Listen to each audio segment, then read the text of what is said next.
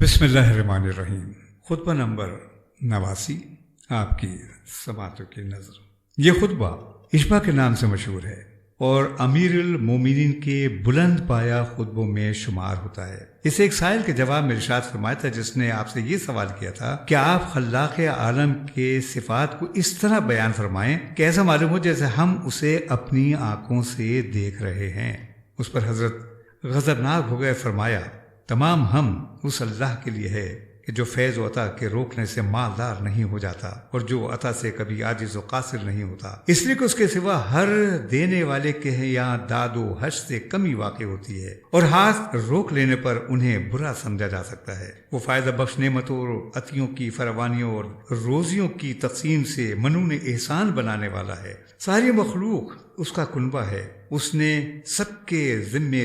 رزق اپنے ذمے لے لیا ہے اور سب کی روزیاں مقرر کر رکھی ہیں۔ اس نے اپنی خواہش مندوں اور اپنی نعمت کے طلبگاروں کے لیے راہیں کھول دی ہیں۔ وہ دستے طلب کے نہ بڑھنے پر بھی اتنا ہی کریم ہے جتنا طلب و سوال کا ہاتھ بڑھنے پر۔ وہ ایسا ول ہے جس کے لیے کوئی قبل ہے ہی نہیں کہ کوئی شے اس سے پہلے ہو سکے، اور ایسا آخر ہے جس کے لیے کوئی بعد ہے ہی نہیں تاکہ کوئی اس کے بعد فرض کی جا سکے۔ وہ آنکھ کی پتلیوں کو دور ہی سے روک دینے والا ہے کہ اسے پا سکیں یا اس کی حقیقت معلوم کر سکیں۔ اس پر زمانے کے مختلف دور نہیں گزرتے کہ اس کے حالات میں تغیر و تبدل پیدا ہو، اور وہ کسی جگہ میں نہیں ہے کہ اس کے لیے نقر و حرکت رکھی جا سکے۔ اگر وہ چاندی اور سونے جیسی نفیس دھاتیں کہ جنہیں پہاڑوں کے معدن لمبی لمبی سانس بھر کر اچھال دیتے ہیں، اور بکھرے ہوئے موتی اور مرجان کی کٹی ہوئی شاخیں جنہیں دریاؤں کی سیپیاں کھل کھلا کر ہنستے ہوئے اگل دیتی ہیں، بخش دے تو اس کے جو عطا پر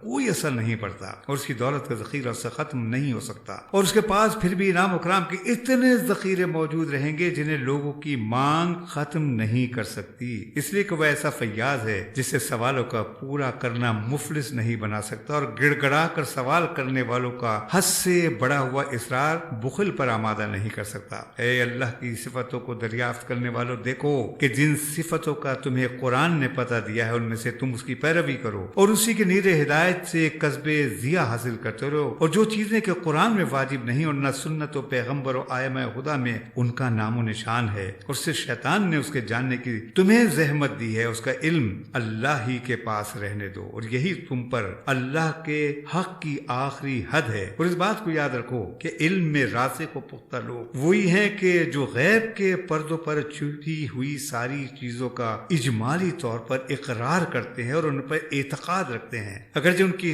تفسیر و تفصیل نہیں جانتے، اور یہی اقرار نہیں غیب پر پڑے ہوئے پردوں میں دھرانہ گھسنے سے بے نیاز بنائے ہوئے ہیں، اور اللہ نے اس بات پر ان کی مدح کی ہے جو چیز ان کے احاطہ علم سے باہر ہوتی ہے اس کی رسائی سے اپنے عجز کا اعتراف کر لیتے ہیں، اور اللہ نے جس چیز کی حقیقت سے بحث کرنے کی تکلیف نہیں دی اس میں تعمق و کاوش کے ترک ہی کا نام رسوخ رکھا ہے، لہذا بس اسی پر اکتفا کرو اور اپنے عقل کے پیمانے کے مطابق اللہ کی عظمت کو محدود نہ بناؤ، ورنہ تمہارا شمار ہلاک ہونے والوں میں قرار پائے گا۔ وہ ایسا قادر ہے کہ جب اس کی قدرت کی انتہا معلوم کرنے کے لیے وہم اپنے تیر چلا رہا ہو اور فکر ہر طرح کے وسوسوں کے اڈھیڑ بند سے آزاد ہو کے کہ اس کے قلم رو مملکت کے گہرے بھیدوں پر آگاہ ہونے کے درپے ہو اور دل کی صفتوں کے کیفیت سمجھنے کے لیے والہانہ طور پر دوڑ پڑے ہوں، اور ذات الہی کو جاننے کے لیے عقلوں کی جستجو و تلاش کی راہیں حد بیان سے زیادہ دور تک چلی گئی ہوں، تو اللہ اس وقت جب وہ غیب کی تیرگیوں کے گڑھوں کو عبور کر رہی ہوتی ہیں ان سب کو ناکامیوں کے ساتھ پلٹا دیتا ہے۔ چنانچہ جب اس طرح منہ کی کھا کر پلٹتے ہیں تو انہیں اعتراف کرنا پڑتا ہے کہ ایسی بے راہ رویوں سے اس کی معرفت کا کوج نہیں لگایا جا سکتا، اور نہ فکر پیماؤں کے دل میں اس کی عزت و تمکن و جلال کا ذرا سا شائبہ آ سکتا ہے۔ وہ وہی ہے کہ جس نے مخلوقات کو ایجاد کیا بغیر اس کے کوئی مثال اپنے سامنے رکھتا، اور بغیر اس سے کہ اپنے سے پہلے کسی اور خالق و معبود کی بنائی ہوئی چیزوں کا چرچا اتارتا، اس نے اپنی قدرت کی بادشاہت اور ان عجیب چیزوں کے واسطے سے کہ جن میں اس کی حکمت و دانائی کے آثار بول رہے ہیں، اور مخلوق اس کے اعتراف سے کہ وہ اپنے رکنے تھمنے میں اس کے سہارے کی محتاج ہے، ہمیں وہ چیزیں دکھائی ہیں کہ جنہوں نے قہر دلیل قائم ہو جانے کے دباؤ سے اس کی معرفت کی طرح ہماری رہنمائی کی ہے۔ اس کی پیدا کرتا عجیب و غریب چیزوں میں سے اس کی صنعت کے نقش و نگار اور حکمت کے آثار نمایاں اور واضح ہیں، چنانچہ ہر مخلوق اس کی ایک حجت ہے اور ایک برہان بن گئی ہے، چاہے وہ خاموش مخلوق ہو، مگر اللہ کی تدبیر و کارسازی کی ایک بولتی ہوئی دلیل ہے، اور ہستی ثانی کی اس کی رہنمائی ثابت و برقرار رہے۔ میں گواہی دیتا ہوں کہ جس نے تجھے تیری ہی مخلوق سے ان کے اعضاء کے الگ الگ ہونے اور تیری حکمت کی کارسازیوں سے گوشت پوست میں ڈھکے ہوئے ان کے جوڑوں کے سروں کو ملنے میں تشبیہ دی، اس نے اپنے چھپے ہوئے ضمیر کو تیری معرفت سے وابستہ نہیں کیا، اور اس کے دل کو یہ یقین چھو بھی نہیں گیا کہ تیرا کوئی شریک نہیں۔ گویا اس نے پیروکاروں کا یہ قول نہیں سنا جو اپنے مقتداؤں سے بیزاری چاہتے ہوئے یہ کہیں گے کہ خدا کی قسم ہم تو قطعاً ایک کھلی ہوئی گمراہی میں تھے کہ جب ہم سارے جہاں کے پالنے والوں کے برابر تمہیں ٹھہرایا کرتے تھے۔ وہ لوگ جھوٹے ہیں جو تجھے دوسروں کے برابر سمجھ کر اپنے بتوں سے تشبیہ دیتے ہیں اور اپنے وہم میں تجھ پر مخلوقات کی صفتیں جڑ دیتے ہیں، اور اپنے خیال میں اس طرح تیرے حصے بکھرے کرتے ہیں جس طرح مجسم چیزوں کے جوڑ بند الگ الگ کیے جاتے ہیں، اور اپنی عقلوں کی سوجھ بوجھ کے مطابق تجھے مختلف قوتوں والی مخلوقات پر قیاس کرتے ہیں۔ میں گواہی دیتا ہوں کہ جس نے تجھے تیری مخلوق میں کسی کے برابر جانا، اس نے تیرا ہمسر بنا ڈالا، اور تیرا ہمسر بنانے والا تیری کتاب کی محکم آیتوں کے مضامین اور ان حقائق کا جنہیں تیری طرف کے اور روشن دلائل واضح کر رہے ہیں منکر ہے، تو وہ اللہ کے عقلوں کی حد میں گھر نہیں سکتا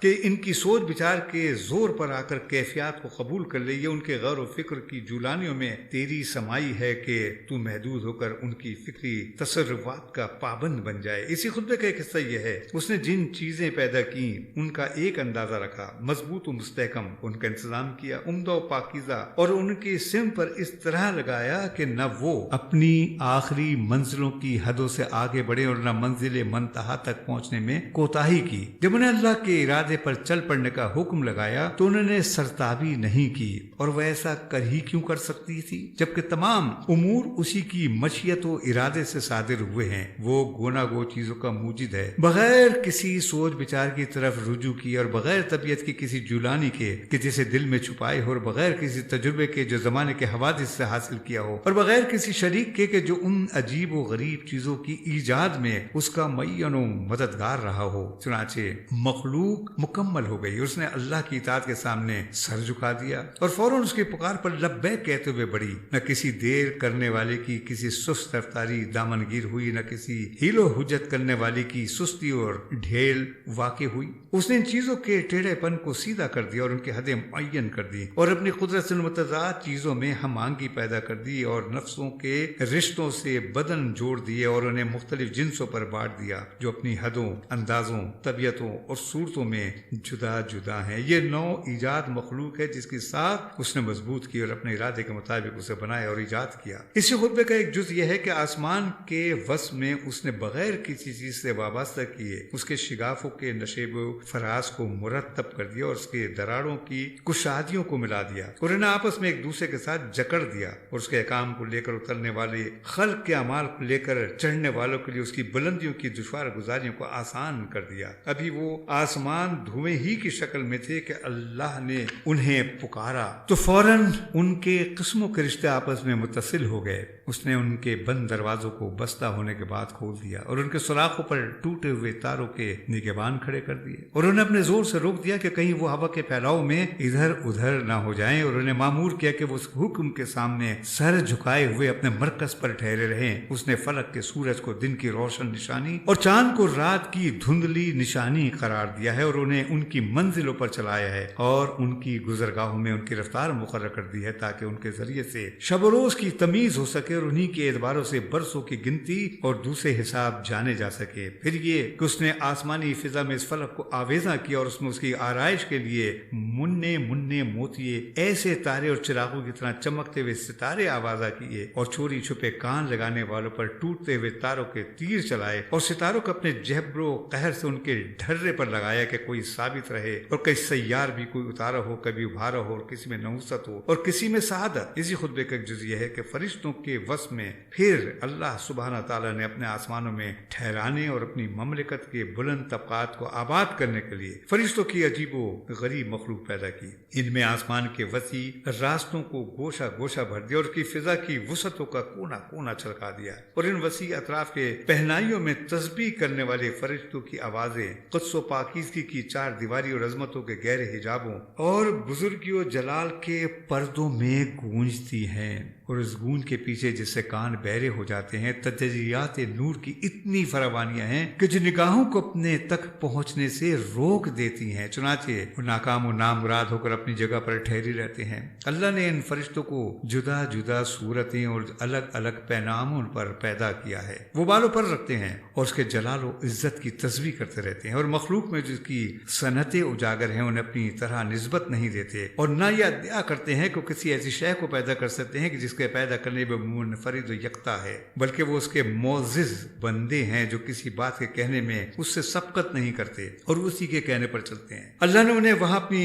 وحی کا امانت دار اور اپنی اوصاف و نواہی کی ودیتوں کا حامل بنا کر رسولوں کی طرف بھیجا ہے، اور شک و شبہات کے خدشوں سے محفوظ رکھا ہے، تو ان میں سے کوئی بھی اس کی رضا جوئی کی راہ سے قطرنے والا نہیں۔ اس نے اپنی توفیقات و آنت سے ان کی دستگیری کی، اور اس نے اپنی توفیق و خشوع کی عز و شکستگی سے ان کے دلوں کو ڈھانپ دیا ہے، اور تسبیح و تقدیس کی سہولت کے دروازے ان کے لیے کھول دیے ہیں، اور اپنی توحید کی نشانیوں پر ان کے لیے روشن مینارے منصب کیے ہیں۔ نہ گناہوں کی گرہباریوں نے انہیں دبا رکھا ہے، نہ شب و روز کی گردشوں نے ان پر سواری کے لیے پالان ڈالے ہیں، اور نہ شک و شبہات نے ان کے ایمان کی استحکام پر تیر چلائے ہیں، اور نہ ان کی یقین کی پختگیوں پر ظنون نے دھاوا بولا ہے، نہ ان کے درمیان کبھی کینہ و حسد کی چنگاریاں بھڑکی ہیں، اور نہ حیرانی اور سراسیمگی ان کے دلوں میں سرایت کی ہوئی ہے۔ معرفت ان کے سینے کی تہوں میں جمی ہوئی ہے۔ عظمت خداوندی وحیت جلال الہی کو چھین سکتی ہے، نہ کبھی وسوسوں سے ان پر دندان آزاد تیز کیا ہے کہ ان کے فکروں کی